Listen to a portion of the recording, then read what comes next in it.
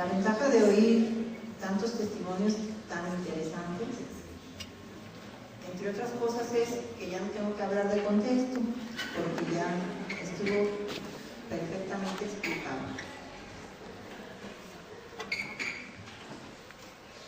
Yo llamé a mi escrito a esta pequeña reflexión sobre la participación política.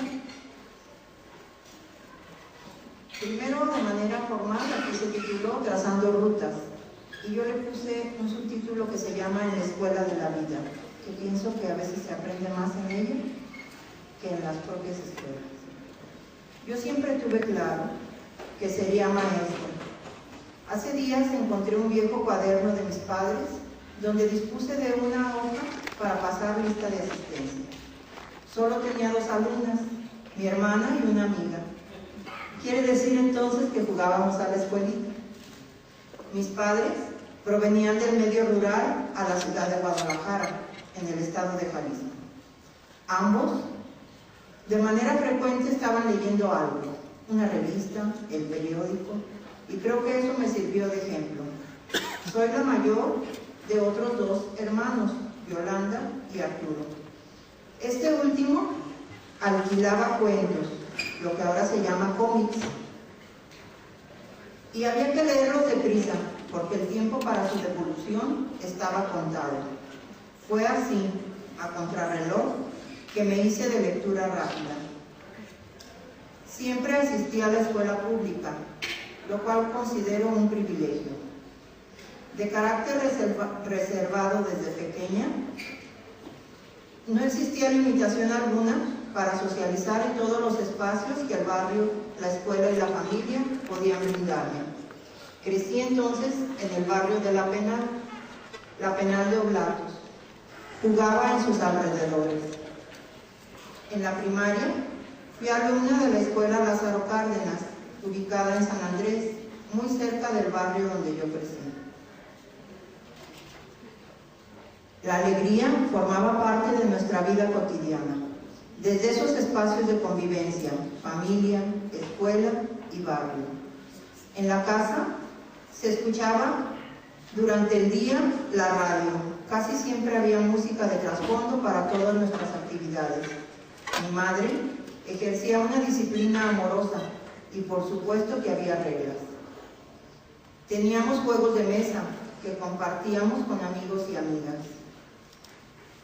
Mi padre, cariñoso, un tanto ausente por el trabajo y luego por el estudio, ya como adulto, sabía compensar sus ausencias con días de campo inolvidables.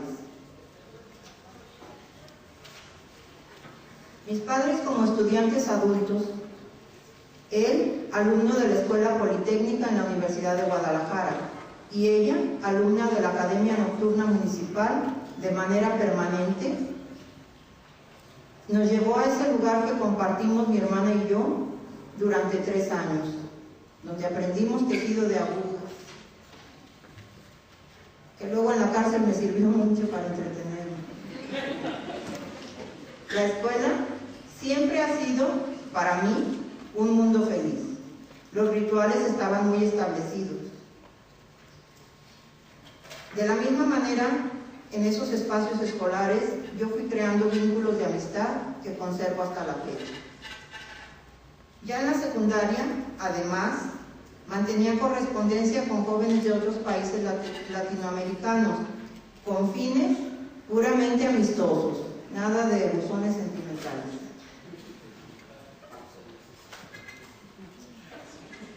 En plena adolescencia y en el barrio, conocí a Arnulfo Prado Rosas, el compa, que me mostró un aspecto de la vida totalmente desconocido para mí, el de la política. De manera imperceptible, se inició en mí un proceso de politización que describiré a continuación. Leer a Ríos en los supermachos y aprender a leer entre líneas, periódicos y revistas fue una misma cosa. Arnulfo vivía en el barrio de San Andrés y formaba parte del grupo llamado Los Vikingos, donde poco a poco se iba perfilando su liderazgo. En ese grupo, con tintes de pandilla, se ejercía la defensa territorial y su proyección del grupo rebasó el aspecto barrial, ya que participaban además en la política estudiantil. Me enteré del contexto social en que vivíamos a través de las conversaciones que sostenía con mi novio. La revolución cubana, la guerra de Vietnam, la revolución rusa, eran temas de nuestras conversaciones con la literatura que de ellos se derivaba. El grupo FEG que existía en la Universidad de Guadalajara, Federación de Estudiantes de Guadalajara, eran los porros en nuestra universidad y contaba con un gran rechazo de algunos sectores estudiantiles. Se lo habían ganado a conciencia por sus prácticas gangsteriles que ejercían desde la total impunidad. Los grupos antifejistas invitaron a participar a los vikingos y se creó entonces el Frente Estudiantil Revolucionario, FER, cuyo objetivo era democratizar la Universidad de Guadalajara. Mientras tanto, yo concluía estudios de maestra normalista y empezaba a trabajar en una escuela primaria pública. Eran los años 70 y el contexto social era de mucha efervescencia política.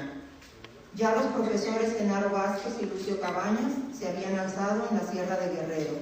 Había pues guerrilla rural y la urbana con diversos grupos de los que ya se han mencionado algunos. Todos estos últimos de guerrilla urbana de corte socialista, inspirados en la teoría marxista. El FED, en 1970, inició su campaña democratizadora y fue reprimido violentamente por la PEG.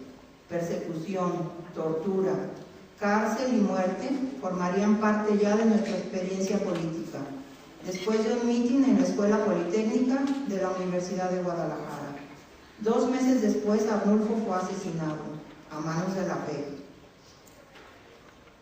Y yo creo que entonces también morí un poco, porque además murió en mí el concepto de vida individualista que tenía. En ese grupo, del que yo ya era simpatizante, me empecé entonces a sentir ya como parte de un todo. Desde antes yo era colaboradora en algunas actividades de propaganda. Heredé todos sus amigos y compañeros, además de una nueva lectura de la realidad. Conocía ahora de cerca el rostro de la injusticia. El FER me recibió como una más de sus militantes. Recibí del compa el pase de entrada, pero mi participación me fue creando mi propio espacio. Me lo gané a pulsos, de manera cotidiana con mi esfuerzo. Mi casa era centro de reunión, ahí elaborábamos propaganda y asumí de manera voluntaria que otra de mis tareas sería visitar a los presos políticos del FER. Al cabo que la cárcel estaba a 2 cuadras de mi casa.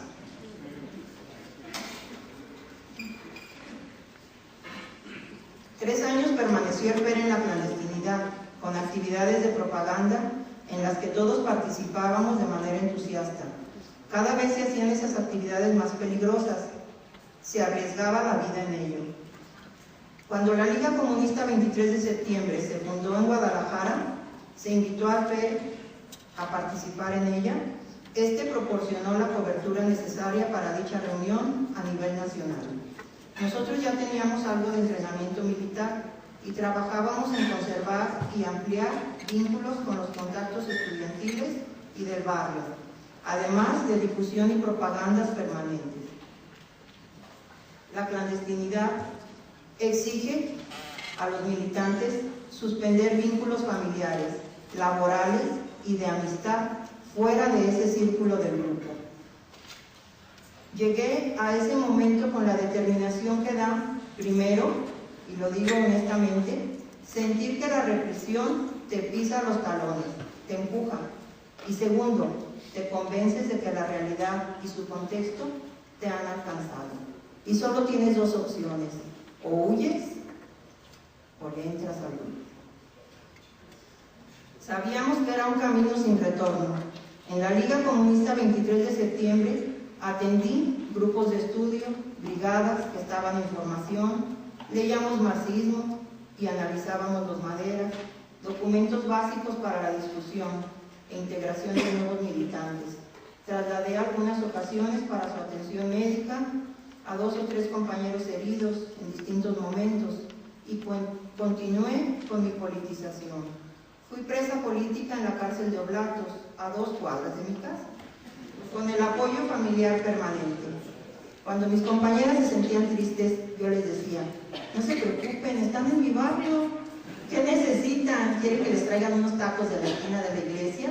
¿Unos churros? Ahorita le hablo a mi hermano y se los traen. Y entonces nos reíamos todas, pero por supuesto que a mí también me daba tristeza estar en esas circunstancias. Sin embargo, quiero decirles que la cárcel la vivimos, mis compañeras y yo, como un accidente de trabajo. Y creo que esas palabras las dijo Che Guevara. Un accidente de trabajo en el que estábamos preparadas para ello.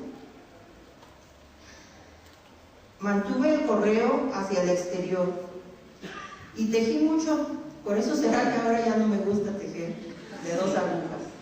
Salí con la primera amnistía en 1978 y así fue que después de 4 años y medio me reintegré a la vida familiar, cuando yo había pensado que este era un camino sin retorno. Recuerdo que en una ocasión la psicóloga del departamento de mujeres me preguntó si había un asunto en especial que yo quisiera abordar y le dije: sí, quiero que me ayudes, quiero que me digas cómo voy a regresar a mi vida normal, porque no estoy preparada para eso. Fui esposa de un compañero y madre de 2 hijos varones, que hasta la fecha ya son independientes, adultos, y seguí estudiando pedagogía. Yo siempre estuve queriendo conocer para transformar. Tengo aún muchos proyectos colectivos, por supuesto. Ahora pienso más en el pronombre nosotros que en el pronombre yo.